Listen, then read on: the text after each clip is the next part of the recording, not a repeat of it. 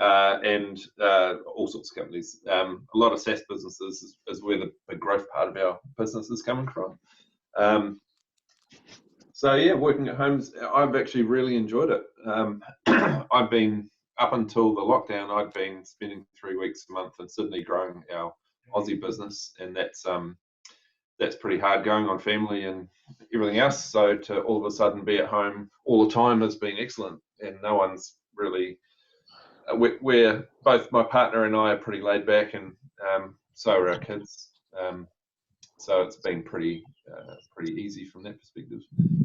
Got another office with my partner Anna, who works for the Waitemata DHB. She's above me in the office, and I'm in the basement. But thankfully, had the initiative, I guess, to go and try and get as many screens and chairs and so on out to our people for the lockdown. We actually went into. I'll stop you there. Sorry. We're looking for a couple of paragraphs just because of time. Okay. So Simon is CEO of Pirello. He's a past sponsor of AFQY, a life member, so known him for quite a while, and a very good fan of Great Barrier. So when we get back to the things, we might talk about that. Next, if we go on to, I'll unmute Shandon. So Shandon is our most current sponsor of AFQY. And I'm just editing his yarn with the video from last night. But you should get to meet him more later on this evening. But over to you, the brief intro, best and worst part of lockdown. Thanks, Ryan. Good to meet everyone. It's my first AFQY session. I work for a company called Duco Consultancy. The best part of lockdown is I've spent enough time with my family. The worst part is I'm having withdrawal symptoms from the airport. Because I do travel a lot. You would be surprised to know that last year I did 70 international trips, and this year I haven't been to the airport for 3 weeks now. So that's me. That must be quite. I'm still thinking about that. That's a lot of time in an airport. Okay, so Brianna, I've just unmuted you. Hey, thanks for having me along. This is my first AFQY Yarns chat, so it's great to meet you all. My name is Brianna. I am a user experience designer, and I'm based in the Waikato, mighty Waikato. That's why it's so green in my backyard here. Yeah, go the Chiefs. Can I say that, or am I gonna? I'm a Highlanders fan, so I'll usually take it back. Yeah, so I've been working in tech for 5 years now.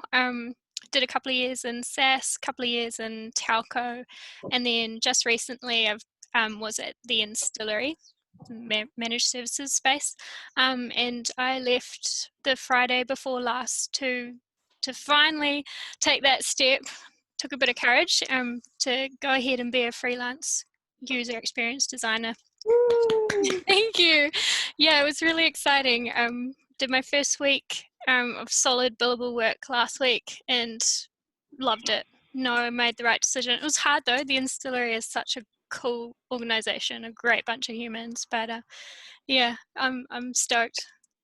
Full steam ahead. Yeah. Okay, so let's go to Jamie Smith, who keeps muting herself, being polite. Cross the wires there. This is actually, I've been to one in-person event but a few years ago before I had babies, so this is kind of my reintroduction. And those of you who were here the other day probably met my husband Guyan Pereira. So we're both at Magnetism, and I run the delivery team, so the development team. So that's me, and at the moment we're hibernating at my parents' house so that we have extra hands on deck to look after our 2 and 3 year old. So it's probably the best thing about isolation, that I don't have screaming children every day while working. And yeah, it's kind of a new way of living for the next little while, living all under one roof, an extended family, but it's nice. So built-in babysitters are literally built-in babysitters. Literally, yeah. And twins. No, 2 and 3. Oh, 2 and 3. Sorry, misheard. Yeah. Yeah, I don't quite have the joy or the pain of that, but at some point there may be a dog go flying past at 100 miles an hour, sounding like a V8 machine grunting. Everyone wonders what's wrong with him, but it's just the way he breathes. Really heavily. Okay. So thank you very much. Yes, and Guyan, who's not here, he must be working well with the kids, is from Magnetism, one of our other sponsors. But just so you all know, this is AFQY Cafe. This is just a morning chat. The AFQY event, as we'll refer to it, is April the 9th, this Thursday, 5:30 to 7:30. So I hope you've all got tickets. But if not, you can easily go and grab them. They're free. And there's a range of speakers, and again, a much bigger community. So this will get about, I don't know, 12 to 16 people just randomly every morning. And as I said, I set it up for myself to get the gears turning by talking. And AFQY event is the big show. So hope to see you all there. So on to our next newbie, which is Scott Freeman. Just unmuted you, mate. You're a bit dark there. You're a bit of a Sith Lord. I'm trying. It's like a disco. I'm trying to play around with my lighting in the background, but and I've even bought myself a house plant to try and recreate a bit of bush scene like yours. But it's not, I haven't got either right. So next green screen, bro. Oh, but yeah, I need to get that snap camera, which is quite amusing. So yes, lockdown. What am I in? I'm a bit longer because we had a kid at home with chickenpox. So before the lockdown, so we kept him and his brother home, and so it feels like we're sort of in week 3 now. First week was novelty, second week was a bit of grind, and we've just had to reassess between my wife and I just to sort of get back in the routine. So look, it's been great to have time with the kids, and the worst thing about it, I've got to experience my own cooking now. I haven't really done too much in the kitchen, so I said I'd take on that just to help out because my wife's got her own business as well. So, but no, great time with the kids. I've got a new respect for teachers now. Yeah. So, yeah, and I'm a partner at a recruitment company. So, yeah, a little bit quieter at the moment, but time to get other things, other ventures moving. Cool. So now we'll move on to Paul, who looks like he's got the CEO sitting on his lap. Oh, hang on. Where did Paul go? Lost your camera. On it, but you now. Sorry about that. Yeah, I had to bring my little 7-month-old in because making a bit of noise and trying to give the wife a bit of a break while I'm working as well. And so, yes, I am new to this. The COVID-19 situation has been interesting. I just escaped Philippines while I was trying to have a holiday there, but they had a lockdown and foreign flights were cancelled. And yeah, but we're glad we're back home now to New Zealand and in isolation with the rest of the country. And work has been interesting. I work for the Heart Foundation I head their IT there, and I've got everyone working from home now, our whole organization. So yeah, it's been interesting, and looks like some of our people are gonna start helping on contact tracing. So hello everybody. Hello. Oh, well, we might need to get you in touch with a few people since the last AFQY. We had the CDO of the Ministry of Health speak. Believe it or not, I have been connecting people in Auckland Transport, Auckland Council, Ministry of Health, DHBs, left, right and centre, because I just keep these notes going. Ryan, do you know who's doing this at that? It's like, funnily enough, I do now, but that's only because I connected to someone else yesterday. But yeah, the contact tracing. We do some work on that, the COVID-19. So what's that? I missed you, Paul, because I was speaking. Sorry. Yeah, it's actually Ministry of Health that's contacted us to second some of our staff there. Sorry about that. Yeah, no, it is. It is the Ministry of Health that contacted us to see if we can release some of our staff in secondment to help with contact tracing. So, well, good on you, mate. Thank you very much for keeping us all healthy and safe. When I had a rather strange incident walking the dog on the Sunday where I was hidden away in the shadow under a tree in this massive park, and this guy walking his dog walked the dog around the outside and basically got right up to us. And I was sort of watching him, sort of being polite, going, when do I awkwardly say something? And then I had to say, I said, oh mate, do you mind leashing your dog while you're close to us? And he walked right up to me and said, well, dogs can't get it, dickhead. And I was like, so I put my jersey over my mouth and said, hey mate, just back up 2 meters. You back up the 2 meters and get your dog away, leash him, because it's not that the dogs will get it. It's that everyone who's patted your dog could have transferred onto your dog, and anyone else who touches your dog can pick it up from your dog. And he sort of looked at me and went, oh, really? It's like, just get back 2 meters while you're thinking about it. Like, anyway, some people. So, yeah. Is that why you got rid of your beard, Ryan? Yes, with the beard. Like the beard. Strange man on the screen. I know. I know. And it's like, I realized that I shouldn't have done it until I lost 20 kgs. But anyway, I used to have dimples and a dimple on my chin, but now I'm sure Simon looks thinner underneath that beard too. Yes, tons.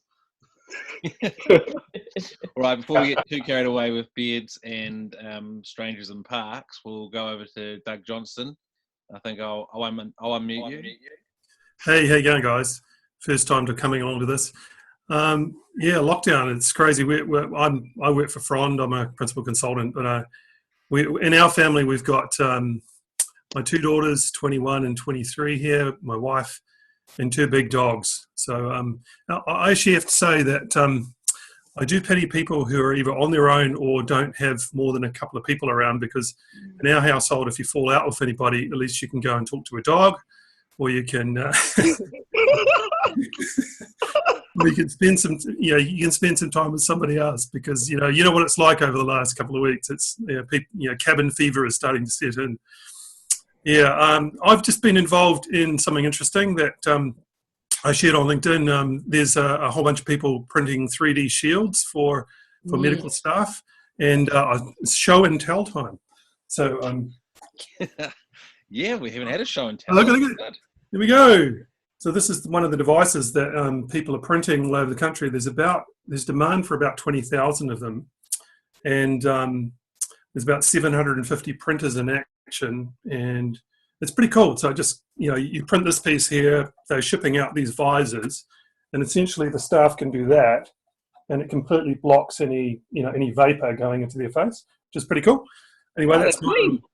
Yeah, and we make them. The makers are making them and then distributing them to their local community. So there's your local doctors and dentists and that sort of thing. So it's a pretty cool initiative. So if you know anybody who's got a 3D printer, please send them towards shieldsup.co.nz, I think is the site. But yeah, so and the other thing is it gives you a great sense of trying to help out as well. And if you've got kids and you've got a 3D printer, it would keep them busy for a while as well. Hey. Cool. We won't mention child labour or anything like that. But yeah, it's interesting, right? So I said from the word go, we should be wearing our glasses and something, even if it's just a cloth. Because a cloth won't catch everything. But when you're talking to people, so for example, I was talking to my dad, who's 70, and he was 10th in the queue at the supermarket in Dunedin, and he said, "Oh look, everyone was pretty, everyone kept their 2 meters, maybe even 3 meters." I was 10th in the queue, and when I got up to the front, I said to the guy, "Why aren't you wearing a mask?" And he said, "There's no point wearing a mask unless you're wearing a visor as well. So they told us not to wear anything." And I was like, why don't you just wear your sunglasses and a mask? Like sunglasses would be better, because what it is when people speak, I think this is going back to my food and beverage training from running bars and clubs. You're not allowed to eat or drink behind a bar. So if you see anyone eating or drinking behind a bar or cafe, don't take anything from them, because when they chew, stuff's coming out their mouth the whole time. So when we speak, like there's little bits of spittle going on your screen as you're talking at the screen right now. You can't see it; they're so small, and that's a thing. So someone's in a sneeze goes something like 500 kilometers for 40 meters. So it's stuff, boom, for way out. Yeah. So one of the things I've been thinking about is these shields. Like they're not actually like a scuba mask. They're not actually around there. So what, it obviously stops the direct stuff, but surely while it's floating in the air, or if it got breathed this way, and then you turn and you... Yeah, I think you're right. I mean, they are modifying them so that they've got a top on them, so that if anything comes over the top, So there's a new design. It's been developed in the Czech Republic, and there's literally millions of people producing them around the world. So in an effort to deal with this, I tell you the weirdest thing I saw was, how we were standing in the queue of the supermarket, 20 back from, there was some guy, and the irony was he was in his 70s, sucking on one of those vapor machines, and vaping in the queue, blowing a cloud of steam, What a wanker, excuse my French. I know. Some people you just can't help, can you? Well, that's the sort of person I go up to and able to pull their head in. Classic Ned and line. Pull your head in, mate. But here's something that will make you feel. You know what makes the big white cloud of smoke of those vapes? Antifreeze. Antifreeze. Oh, is it really? Yep. Oh. So smoking takes a lifetime to screw your lungs. Antifreeze takes about a year. So Google a thing called popcorn chicken and make sure none of the people vaping as a way to stop smoking. If anyone needs to stop smoking, I have a fail-safe method that'll take you 2 weeks. It's painless and basically entails retraining your brain that smoking is disgusting and you don't want to pick up a cigarette at the end of 2 weeks. But vaping is really, really, really bad for you. It's ruining lungs. And of course, the big puff of smoke's become the popular thing. So they're taking the ones that have got higher percentages. So there's 2 ingredients. One is an oil, and the other is the antifreeze, and as well as the flavour, nicotine, or whatever else is infused. And the other stuff is the white smoke. Yeah. So there you go. All right, so pretty much everyone has been on before, but for those that haven't met Melissa, let's go to Melissa Shaw. Famous Otago woman living in Auckland. Yeah. It's about keeping the balance in the Auckland population with cool people. That's why we have the chief supporters up here. Yeah. So it was quite interesting. You talk about best and the worst. So I'm in a co-parenting bubble. And so my ex-husband and his partner and his 18-month-old and our 2 daughters were on a bike ride yesterday and they popped past. And so we're all just chatting for about half an hour, and the amount of people that were on their walking past, giving us the most horrendous looks. I'm waiting for photos to go up on our community Facebook page about how horrible I am for not having a 2-meter distance talking to people on the street. It's like that's the worst of what we're seeing right now is the judgment. So much amazing stuff in humanity, but that in terms of judgment was like, holy fuck, I don't think I've been looked at like that for a long time. You might have to start wearing a high vis or something that says, co-parenting bubble or something. Yeah, we almost will start yelling out to people. Well, I was actually gonna do a T-shirt that had try and see if I could work out how do it properly. But it says if you can read this, you're too close. Get back 2 meters. Yeah. So literally could be a T-shirt that is I'm in a co-parenting bubble. Stop throwing those dirty looks. But I live in West Auckland, and I went past a party Saturday. So there's literally a party, and there were 6 cars. So there were 3 cars in the driveway and 6 cars pulled up where they had actually parked nose in to the open property, and the people were on the lawn. And I can tell you now that not all of those people live at that house or are co-parenting or whatnot. And it happened to be a gathering that you wouldn't throw dirty looks at. So we just walked around it. You forgot the 8 motorbikes, Ryan. The 8 motorbikes with the jackets that you saw. Yeah, the patches. Yeah, no. Well, I weren't. No one was patched, but it was a pretty intimidating, scary bunch of. You should have said, "Come near me." You should have given them the dirty looks and said, "Come near me. I'll sneeze on you." They would have kept their distance. You would have been fine. Well, they were all rather large blokes, so I thought so we just kept walking. But same that you were saying, there were lots of people walking and doing the.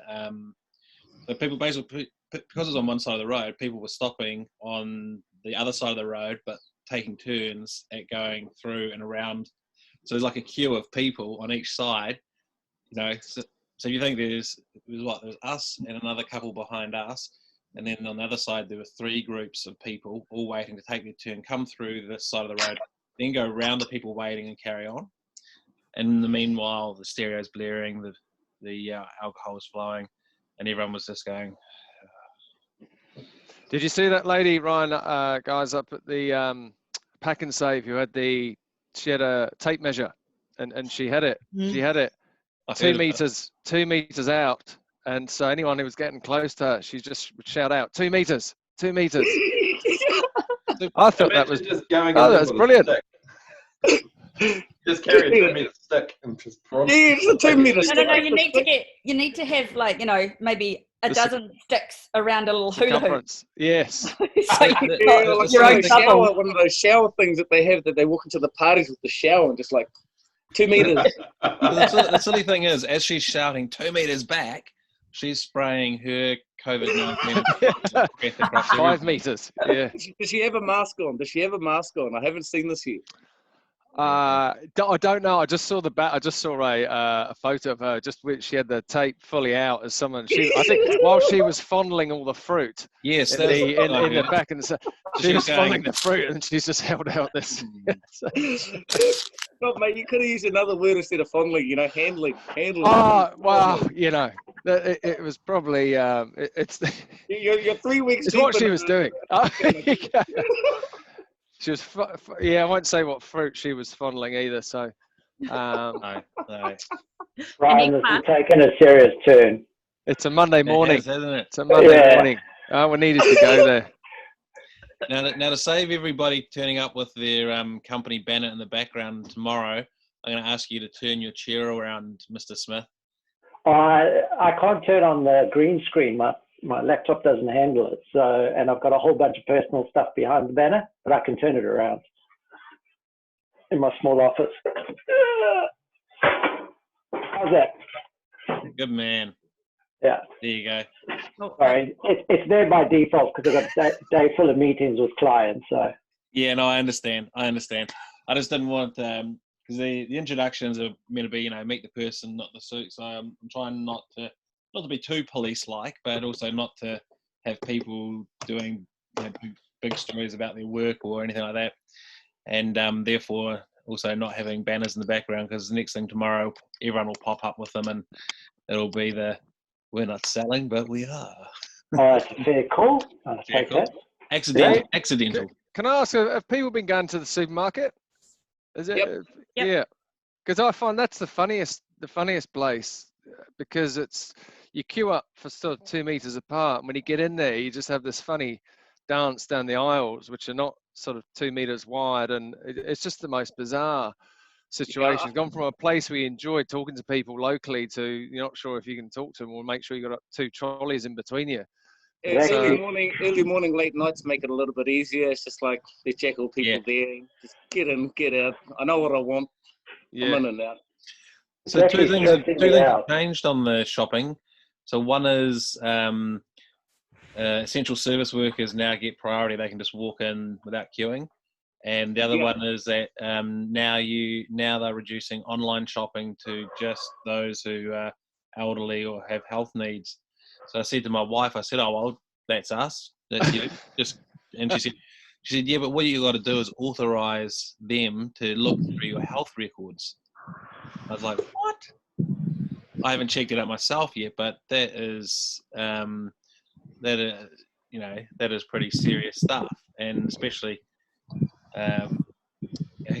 people's personal information. Like, there's very few people who have clearance to look at people's health data. So you can only get online sort of countdown and supermarket groceries if you've got health issues or elderly. They're moving that way. They're putting it in place, because my wife Nikki, she did all our shopping by waiting, because at 12 o'clock they released all the new dates and times. Yeah. She would have the shop done, and she was early, so she was a bit mean. She didn't tell everybody, but she worked it out on day one, and she was just getting the orders in straight away for the next day, quite happily. And then other people cottoned onto it, and she was like, shit. It took 45 minutes one night from pressing go for it to tick over. You've got this slot. Yeah. Which was, everyone at once. So yeah, that means that we have to go. But I think Tiameka said certain times, certain things. So Nikki also discovered that if you go to the shop in the mall, no one's going to the shop in the mall, and it's got everything fully stocked. Whereas normal, just standalone supermarkets, both of them had massive queues at them. So Nikki will go to the Westfield Mall at a certain time, and the supermarket's empty. It's got full stuff. So here's the thing: one person you're allowed to buy 2 of these. So all the double packs of biscuits are sold out, but at the Westfield you can still get double chocolate chippies and double Shrewsbury's. Yep. Which is why I haven't lost the weight and shouldn't have shaved. But anyway, another story. Yeah, no, we're just fully going into the old ordering Whoop and all the food delivery, giving those a go. Given my cooking's pretty average, it's is Whoop still operating? Yeah. Well, we've just tried it. Literally just turned up 8 o'clock last night, so we've got I think it's 4 meals worth. So we'll give it a go. I think the others are as well, aren't they? Or did My Food Bag, didn't they have some logistics challenges? Well, they normally. We're doing Simply Fresh, and that's working. Yeah. Oh yeah. Well, I guess part of the problem is someone's got to pack it. Like when you get your groceries home, are you wiping them all down? Yeah. Yeah. I'll be honest. Nah. I haven't gone that far yet. I haven't gone that far yet. Well, I just don't think about it. I don't think about it till you said it right now. Oh well, I don't know what it is about me, but everything I've said like straight away at the beginning, and Nikki, my wife, said, "Don't be like that. Don't be overkill." Now she's doing them all one by one and announcing them like they're her latest greatest idea. Yeah. I'm wiping all the groceries when they come down. It's like, well, I said that 2 weeks ago. No, Brian, take that back in. Come on, buddy. You know how it goes. It's always their idea, buddy. Yes, dear. You're right.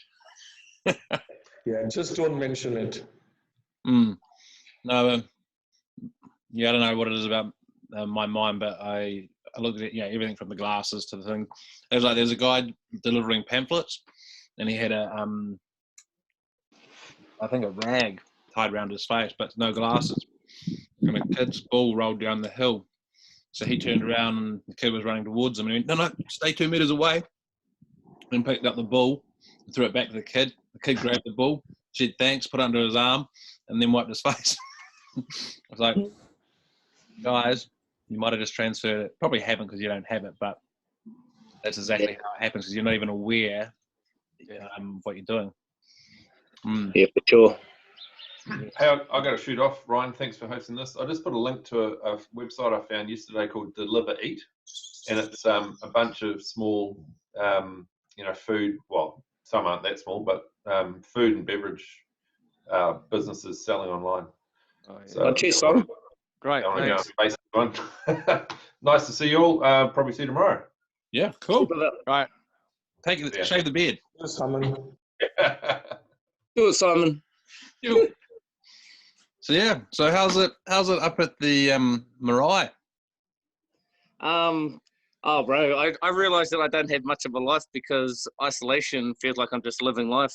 I do everything at home because we had the young ones, so it's pretty cool around here. It's pretty hard though because my nephew, he lives next door to me, and he is telling me that one of the hardest things he has. So for everyone that doesn't know me, I live up by my marae in Orake, and we have 4 streets where all my family live. My brothers, my sisters, my uncles, my aunties. We're like a massive community. And so what you can do is like our kids play on the street because all the kids play on the street. You can go to a party, like my cousin's right behind me. If there's a party, I'll just walk in without even being invited and just like start hanging out with my cousins. Well, because I had young kids, recently, I don't go to any of the parties. I'm too busy doing the dad thing at home. But my nephew, he's 23, so he's going to all the parties. And that whole era, they're finding it hard just to walk past and not walk in and say hello, like something as simple as that. So they're kind of finding it quite difficult. And what is also happening up around here is a lot of people. There's no communication between the families, and so we have a Kaumatua village where all the elders live. And so the elders obviously have a lot of kids. Well, our elders have a lot of kids who have a lot of grandchildren, and they're all popping in just to make sure that they're all right. But they're not communicating within each other to go, hey, I've already checked up on him. So we're sort of lucky because with our old man, he's into technology. We jump on the calls with him. We check in with him. My brother's doing the pharmacy stuff this day. My sister's doing the food stuff this day. So we sort of all know what's happening, but not so many other families are, I suppose, as technically minded or thinking about that kind of stuff.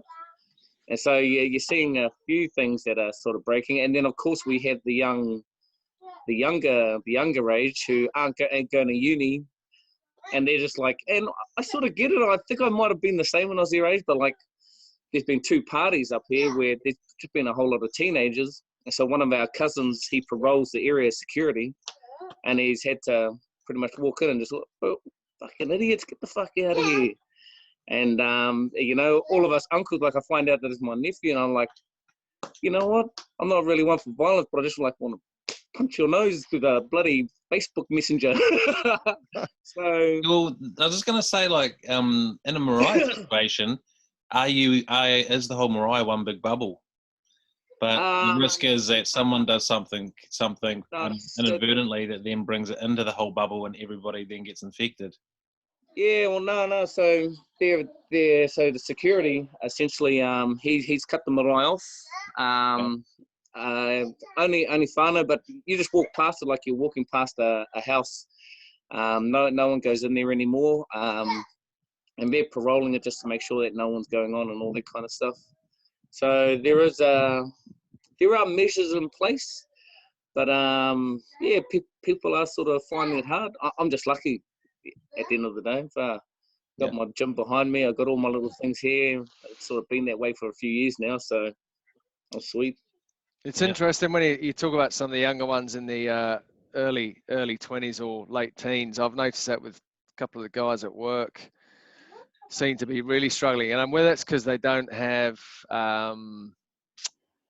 enough. Talk about relationships. A lot of their relationships, a lot of stuff's online, and they're living online. Which, you know, and we're all living online now. But I don't know whether they've been able to communicate that well when they weren't having to be online.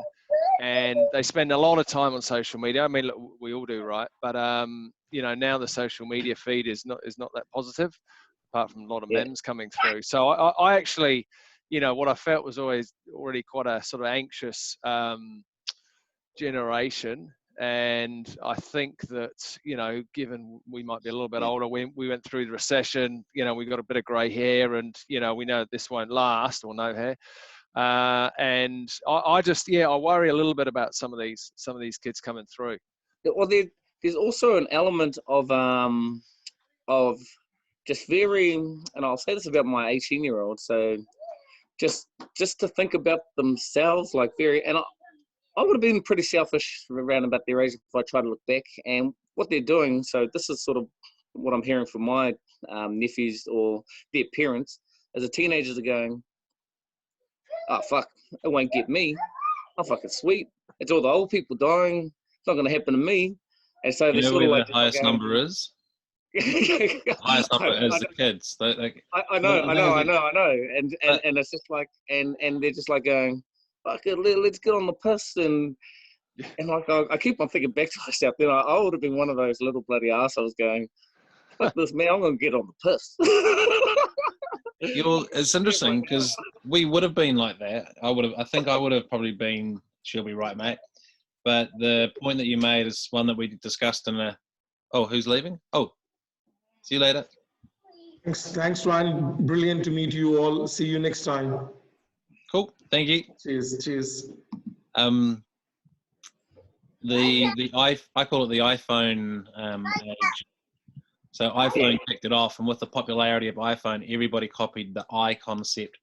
So if culture eats strategy for breakfast, what sets culture? It's language and behavior. So the language of I this, I that, instant gratification. And then if they're using social media all the time and there's this pressure to you know, like we had the pressure of being like the cover of the magazine. They got the pressure of being like the influencer on social media. And you can engage with them and you can do this, and it's like, oh, if I get this technology and I get this thing and I can do the same and I can maybe be famous. So it's a lot more attainable than there's Brad Pitt on the cover of GQ. I'm going to be that guy. Hey, Brian, did you ever hear the theory? And this is a theory. I'm going to call this a theory because it's been told to me like 3 times, but I don't know the truth of it because I haven't jumped down the rabbit hole. But the reason that the English language was created was because at that time, no other language had the words I and me in it, and it was done on purpose. Ooh. And like if you think about all the indigenous languages, it's all ours, us. It's always as a collective. All our words are collective. The singulars didn't really come in until we had to communicate. So English is based off Latin, and I don't think Latin has an I, but there's German, French, and I think Spanish, and Italian are all off Latin. And I'm pretty sure that in French you have mon ami, which is my friend. Yeah. Je m'appelle Ryan. I am Ryan. Yeah, je m'appelle. So there are other languages, but potentially French. I'm just trying to think because I did learn a little bit of Swedish because my brother lives in Sweden, but I can't remember if there's an I. But yeah, I think that could be a red herring because I think there are a lot of languages, and it might be that the Latin-based languages or the Western-based languages do have it, because I think it's one of the clear differences between Western and not necessarily Eastern, but like if I think of there's a whole bunch. Here's a range of things. The Italian vowels and the Māori short vowels are the same. Yep. I thought that was quite interesting. Sorry, brother. I just looked at the time. I got to jump into my stand-up. Scott, bro, nice to meet you. Hey, Ryan, brother. good to meet you, man. Good to meet you. You later, stay, brother. Scott, and then we can have our catch-up. Okay. See you. See you, mate. If I know how to leave this, I left. It says end meeting down the bottom corner. Yeah. Oh, brilliant. He's still there an hour later.